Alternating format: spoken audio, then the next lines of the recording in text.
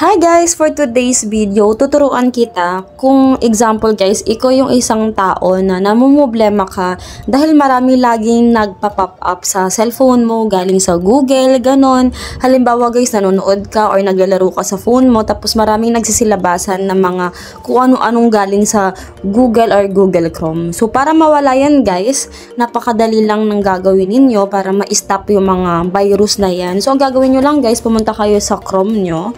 Ayan. Open nyo lang Chrome nyo guys. Tapos pumunta kayo sa 3 dots. I-click nyo guys. Tapos pindutin nyo yung settings.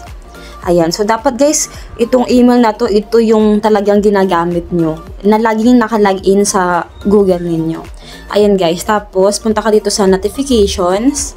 Ayan. Pag naka-open yan guys, i-ano mo lang yan, i-close mo lang, ganyan. So sabi dito, you haven't allowed notification from this app. So after nyan guys, i-back mo lang, tapos i-scroll ka lang ulit guys, pindutin mo tong site settings.